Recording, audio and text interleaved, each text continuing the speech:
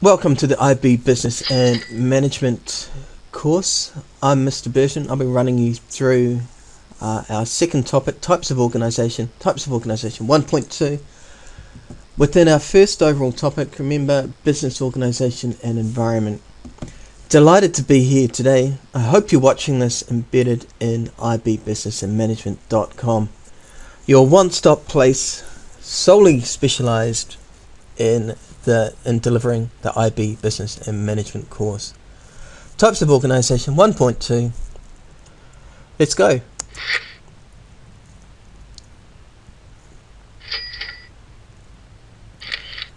Right, we need to be aware of two types of sectors that are out there, the private sector and the public sector. Private sector we are all very familiar with. Examples here would include Apple, KFC restaurant brands, Yum restaurant brands, and Bank of America. Public sector, those government businesses, Fannie Mae, CCTV in China, Coal India, the most important company that you've never heard of. In the private sector, businesses are owned and controlled by private individuals and organisations, whether they're large or small.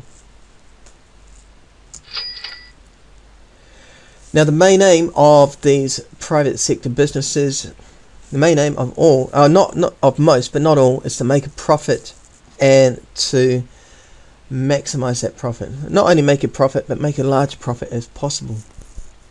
The private sector.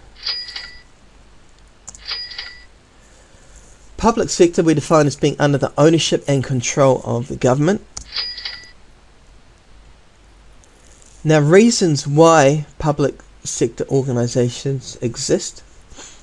Everyone has access, so they enable everyone to have access to necessary services. So a lot of these public sector organisations got established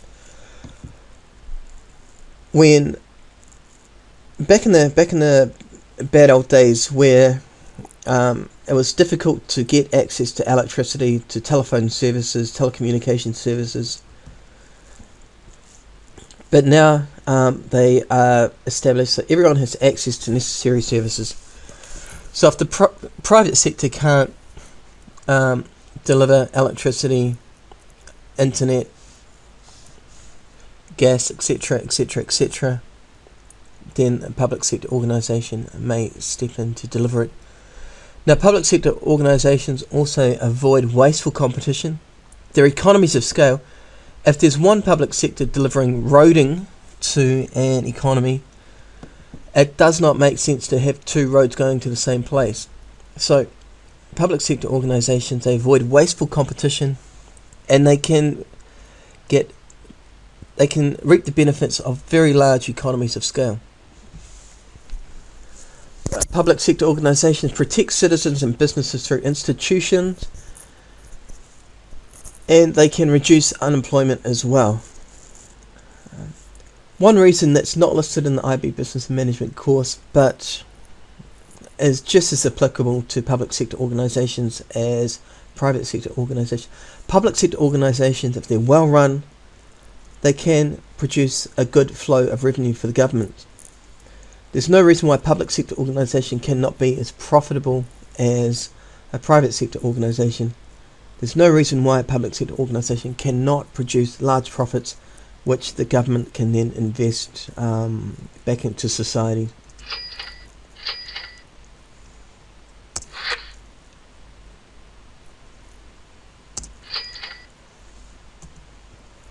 We need to be aware of the concept of privatisation and also partial privatisation.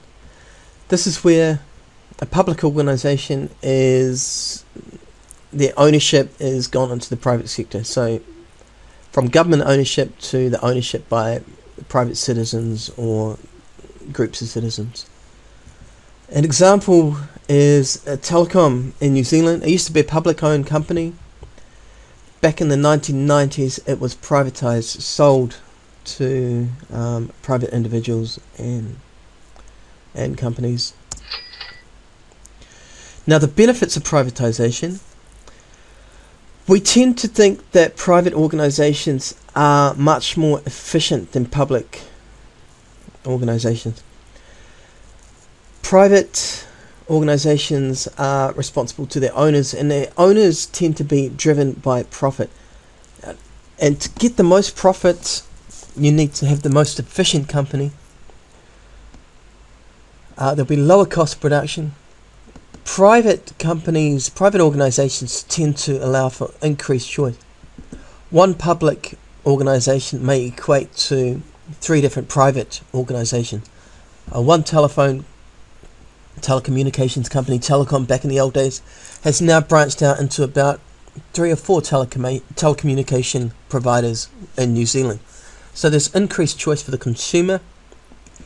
Because there's increased competition, there's a great deal of incentive to innovate, outcompete your rivals in the industry. Less of a financial burden. The government does not have to pay pour in taxpayers' money into these public organisations any longer. They are sink or swim in the private sector. And also they're a source of government revenue. Privatisation, the government typically sells their assets to private individuals and groups and companies. So asset sales raise money for the government, and they can use that to do what they will. And the opposite of privatisation is nationalisation, and that's shifting from private into public ownership.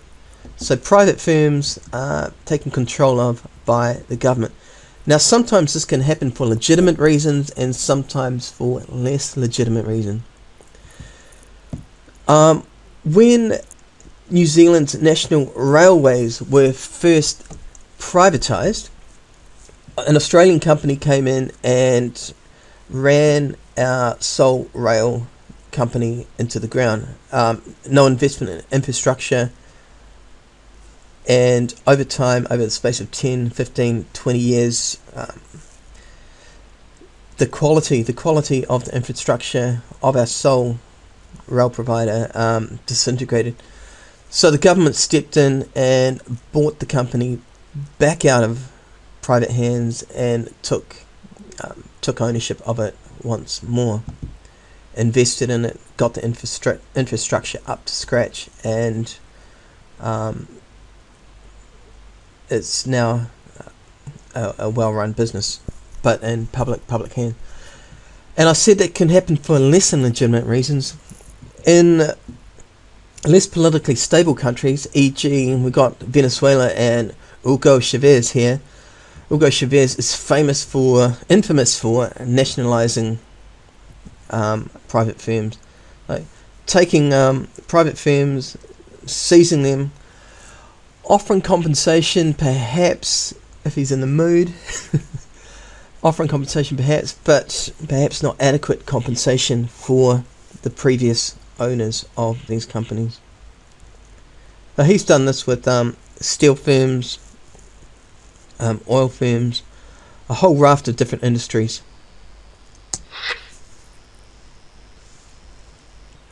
Okay, moving on. Starting a business. What factors should people be considering when they start a business? Business startup, look at a whole host of factors here, from finance to suppliers to marketing to what customers we're chasing. Let's start with the top one, business idea. A business idea that will sell in the marketplace is needed before setting up a business. You don't have an idea, you shouldn't be setting up a business. This might be done by setting up a business that is not currently available, by identifying and filling a niche, which is an unfilled gap in a market, or by providing products that have a unique selling point.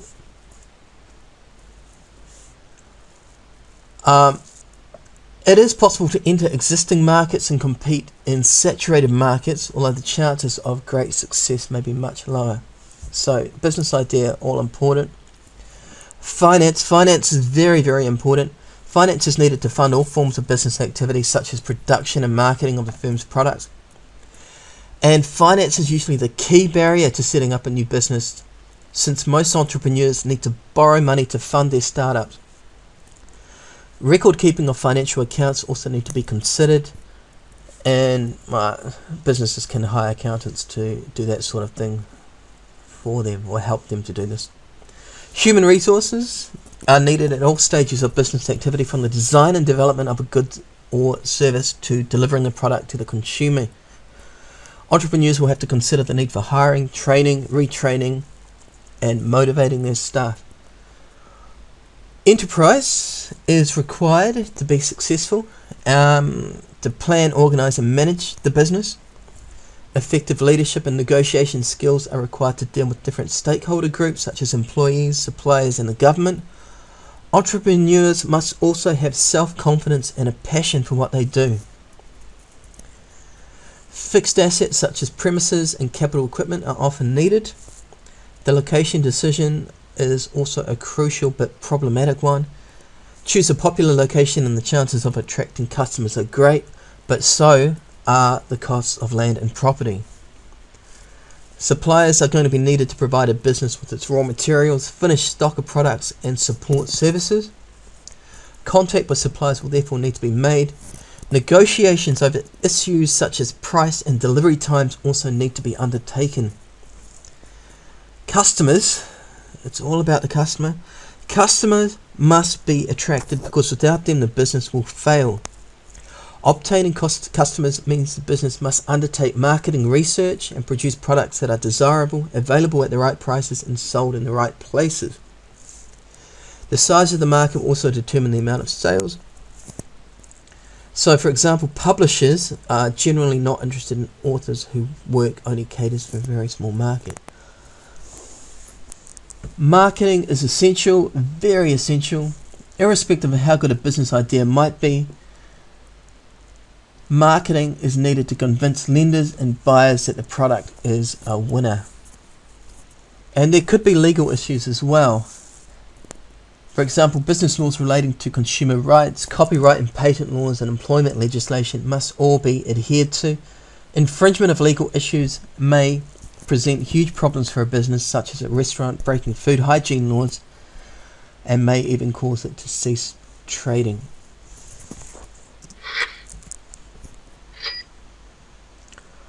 Why are we going to start a business? Reasons for starting up a business. A very useful mnemonic here. Growth. Some assets such as property and land tend to increase in value over time. It's called capital growth. And quite often the capital growth of a business is worth more than the value of the owner's salaries. Earnings.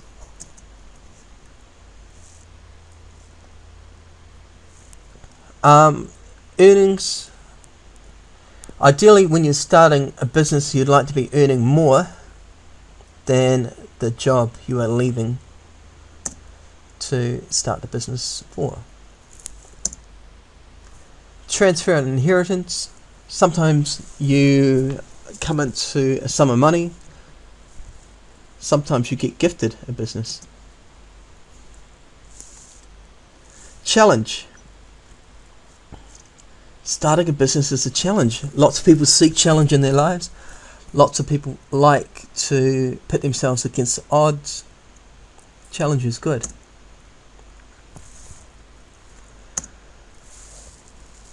Autonomy. Working for somebody else means exactly that. Employees have to follow the instructions and rules set by the organisation that they work for.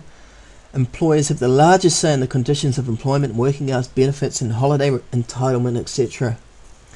Conversely, being the employer means that there is autonomy. There's independence, freedom of choice and flexibility in how things operate within the organisation. Security. Job security does not exist these days. Start your own business, start your own successful business. Your security is assured. Not only your job security, but your financial security. And quite often, a hobby will just develop into a business. And I said at the start, reasons for starting a business, this GETCASH forms a very nice mnemonic for remembering this. Come on, stop trying to hit me and hit me. Get cash.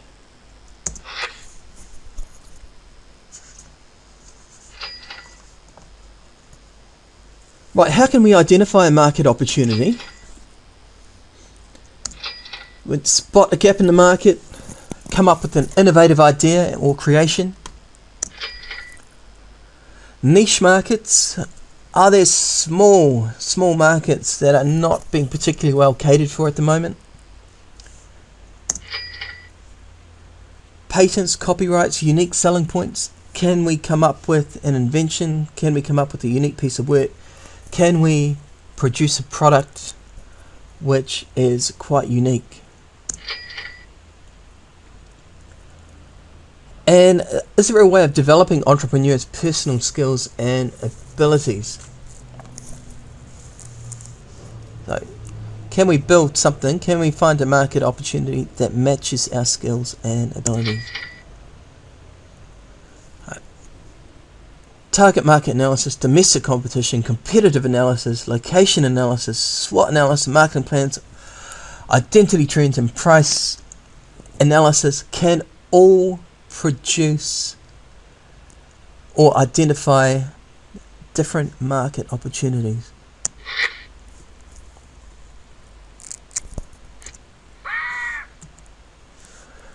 Okay, starting a business is definitely not easy.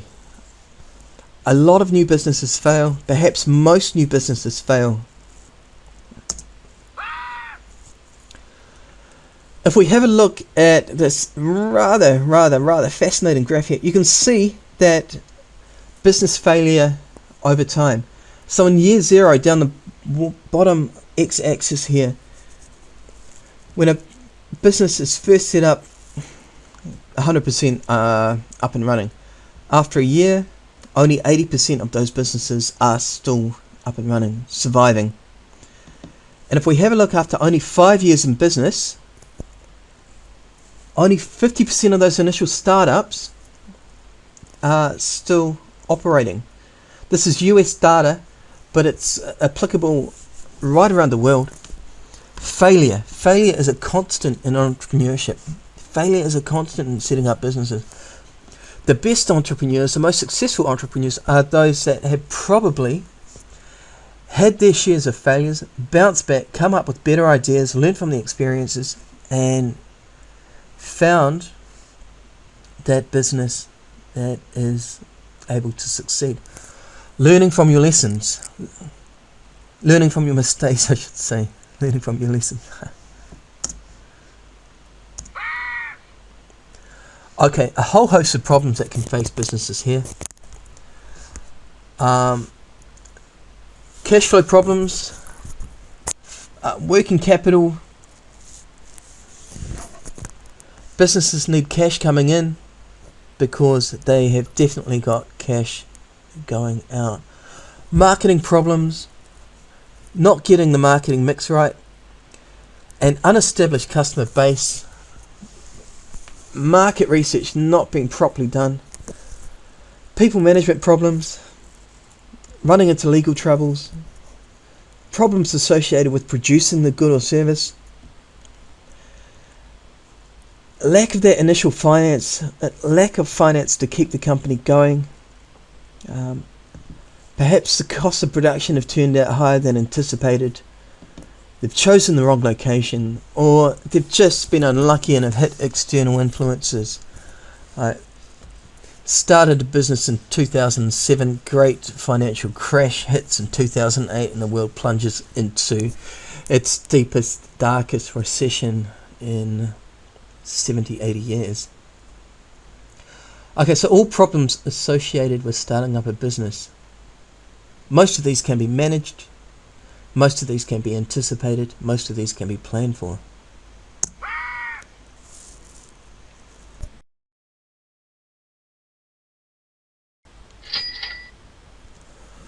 Okay, moving on, and we're going to look at different types of profit-based organisations. Profit-based organisations.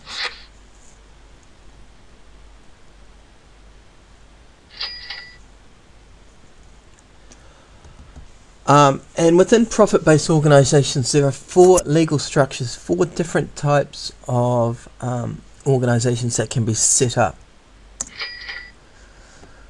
The types of businesses we're going to look at are sole traders, partnership, and companies. And companies are going to be subdivided further into public limited companies and private limited companies. Right, without wasting any more time, let's get straight in and look at sole traders. Now, word of warning, the IB Business and Management course often examines these four different types of profit-based organisations, what they are, why they're set up, what are the advantages of each, what are the disadvantages of each. So why would someone choose to become a sole trader over setting up a partnership? Okay, sole traders. Now, sole trader, a business in which one person provides the permanent finance and in return has full control of the business and is able to keep all of the profits. All of the profits. And we say they're unincorporated, so the owner is legally the same as the business. I am Burton Incorporated.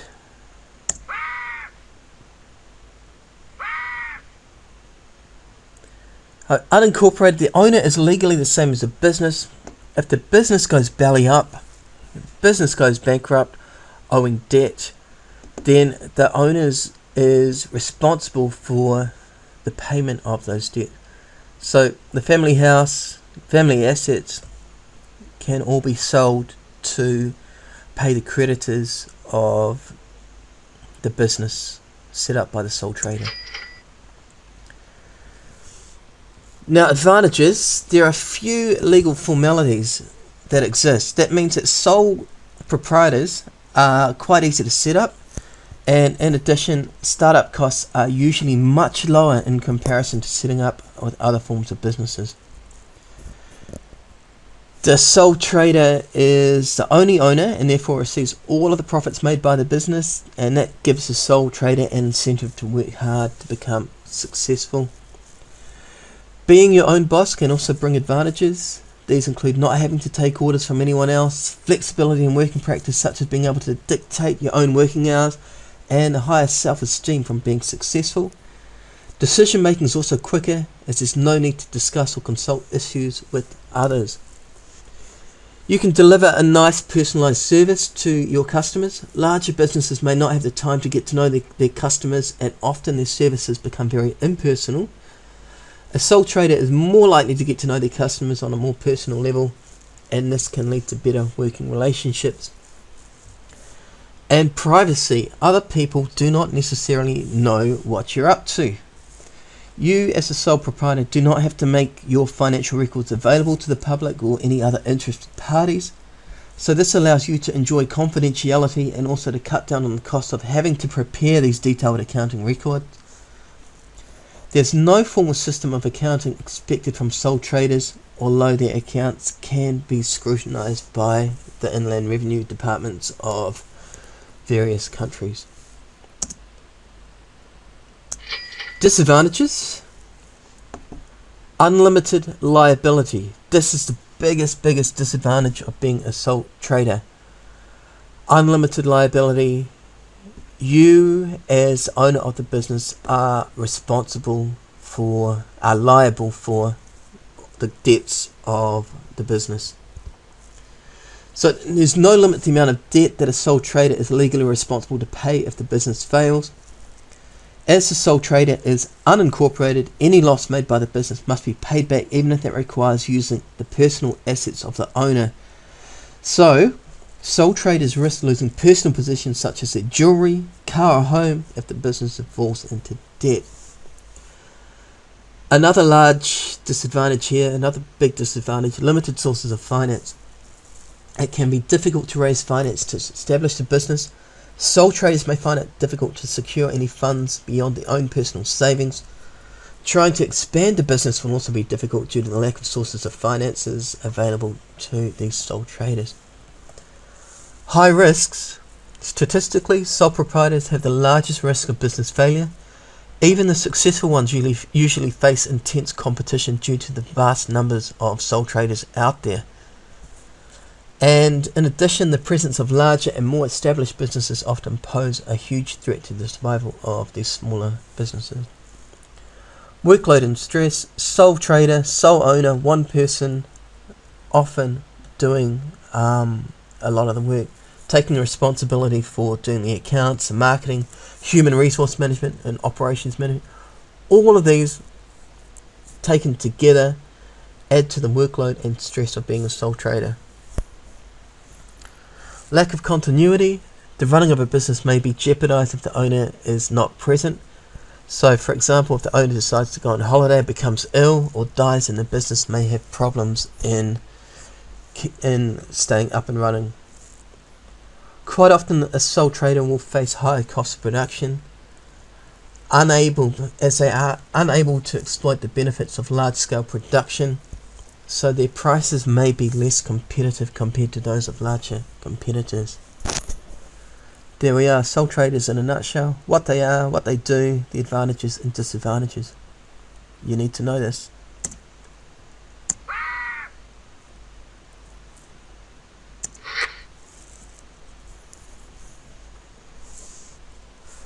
Partnership. A partnership is a business formed by two or more people to carry on a business together with shared capital investment and usually shared responsibilities.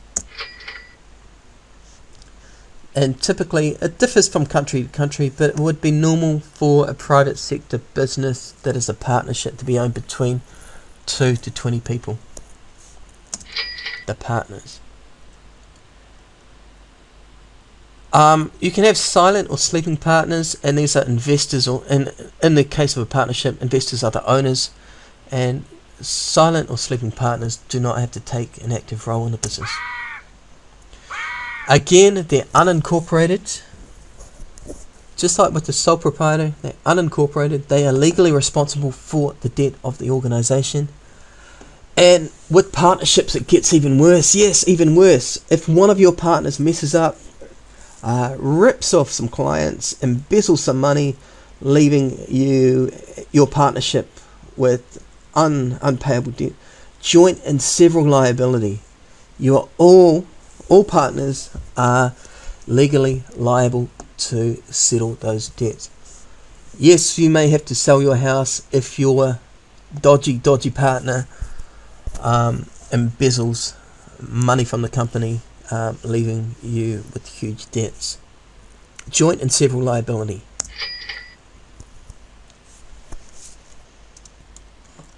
In setting up a partnership, you're going to have to weigh the advantages against the disadvantages. The major advantages of setting up a partnership include, but are not limited to, the main ones are: partners may specialize in different areas of business management.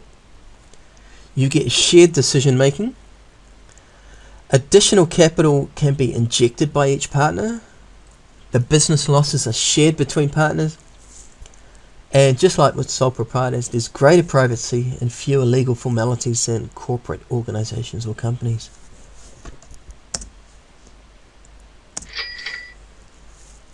Disadvantages, again, a big disadvantage: unlimited liability for all partners, and that unlimited liability includes the nasty jointly and severally liable. All partners together are liable for the debts that the partnership may incur. Another disadvantage: profits are shared. Also, as with sole traders, no continuity in the partnership will have to be reformed in the event of the death of one of the partners. So a new partnership will have to be established if someone dies or someone leaves, right? All partners are bound by the decisions of any one of them. Not possible to raise capital from selling shares. And the last disadvantage: A sole trader taking on partners will lose independence of decision making.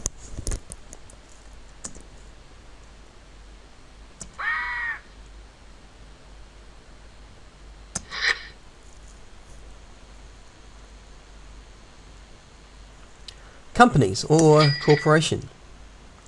A company is a business owned by its shareholders. It's been issued a certificate of incorporation, giving it a separate legal identity to its owners. This is called limited liability. Limited liability. A key term, you must know it, you must memorize it. Limited liability is the only liability or potential loss a shareholder has if the company fails is the amount invested in the company and not the total wealth of the shareholder. If a business goes bankrupt, all a shareholder is going to lose is the value of his or her shareholdings in the company. No personal assets can be seized or be sold off to pay the debts of the company.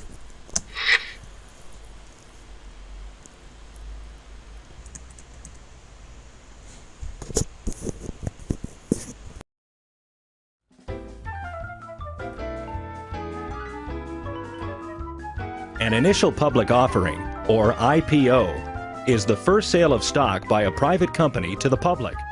Al runs a small ice cream shop. Al wants to increase the number of locations so more people can enjoy his delicious ice cream. Although Al's store is profitable, he doesn't have the money to open new stores without taking on more debt. Al doesn't want to take on more debt, so he decides to sell shares of his business to the public in order to fund his expansion plans.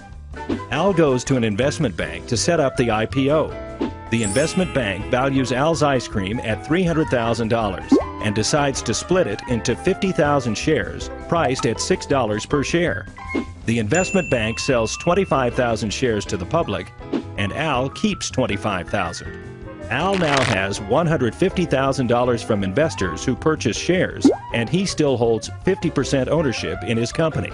Al uses the money to open 5 new stores, increasing the company's profits and the value of his investors' shares. IPOs help private companies get the funding they need to expand their businesses.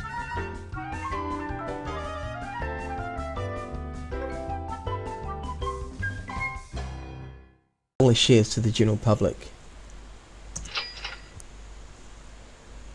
Companies will need to pay dividends. Companies are formed because the shares will provide capital growth, and there'll be different voting power for shareholders.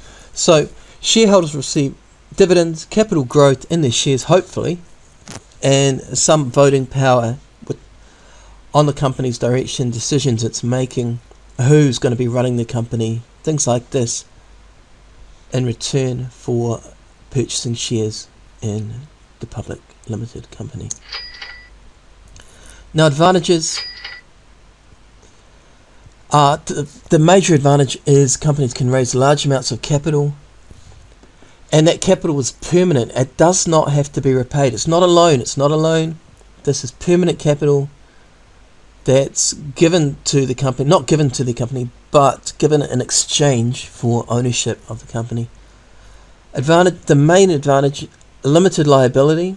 The shareholders are only going to lose their shares, the value of their shares, if the company goes bankrupt. They can employ specialist directors, marketing, finance, production, etc. Grow large enough to reap economies of scale. Now get into business, ibbusinessmanagement.com. There's a great video, there are 2 excellent videos here explaining what economies of scale are. An important concept, but a concept that you must be aware of. And continuity. The business can keep going even if the owners cease to exist, pass away, push up daisies.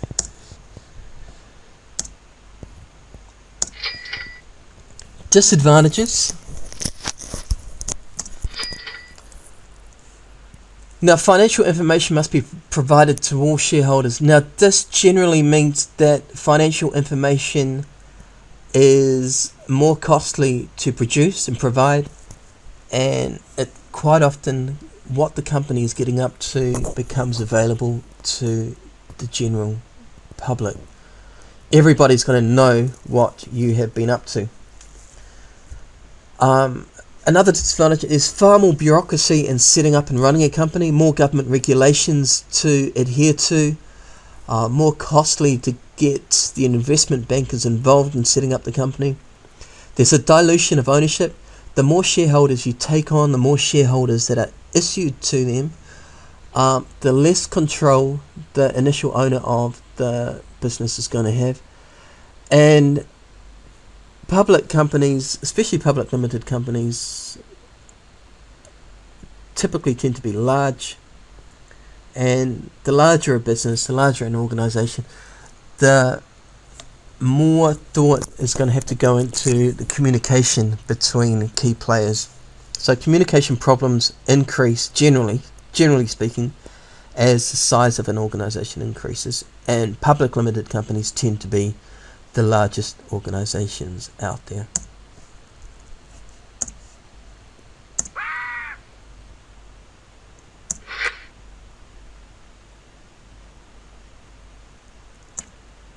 The opposite of non-profit organisations. Again, another plug for ibbusinessandmanagement.com. If you go in there and have a look, there's a fascinating interview with Melinda Gates of the Gates Foundation, the world's largest non-profit organisation. The work they're up to, what they do, how they run it, and why they classify it as a business. Right, non-profit organisations. We define them as being an organisation run in a professional and business-like manner, but without profit being a major objective. They quite often tend to provide services, for example, schools, or promote special causes, for example, the Gates Foundation. Now, non-profit organisations, they may have revenues greater than cost of production, but if they do, it's not classified as profit, it's classified as a surplus, and that surplus is usually paid out into doing the good things that they do. So a surplus, if a school makes a surplus for a year, that surplus will generally be ploughed back in to making the school more effective in delivering their education services.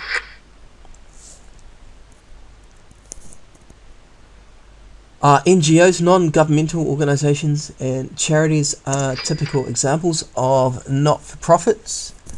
Now, these are any private sector organisation that does not primarily aim to make a profit. Instead, they operate for the benefit of others in society. Key term there, private sector organisation. Private sector, they're not government. There's no government control or ownership.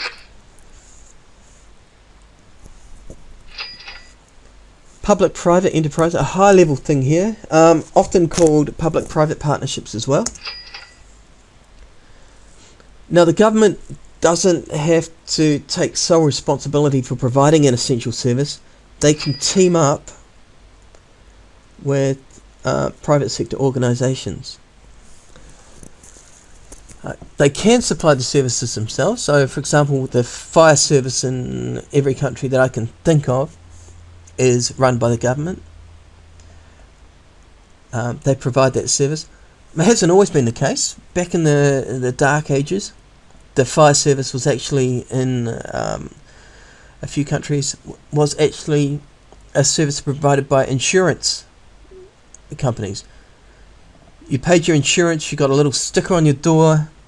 If my house is burning, please come and put this fire out. But these days they supply the fire services themselves. The government does. I'm starting to ramble here. The other option is to allow private firms to bid to provide these services. So a lot of garbage collection, rubbish collection, refuse collection tends to be provided by private firms, and the government will pay those private firms to provide the services. And the third option, the option that we're interested in, is to form a public-private partnership. Here in New Zealand, I know in the States and in the UK, and not in Australia, the prison service is starting to, or is wholly, a public-private partnership. So the government may provide some initial finance, and the private sector will come in and run the prison in return for a fee, or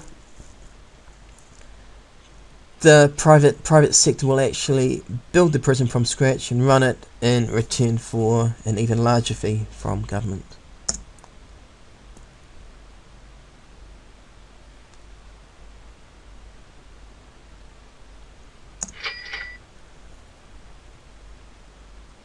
And here we are, the definition. Governments create partnerships with the private sector in the provision of services. And the benefits of it, the main benefits are that we get these essential services being provided, with the benefit is that we get the dynamics and efficiency of the private sector. Remember, government organisations tend to be inefficient at running services or organisations. Private sector, much more efficient. They're doing it for profit. They want to be efficient. They need to be good at what they do. And they also get the huge support of the public sector funding. The governments have a lot of money to set up and support the private sector in providing these essential services.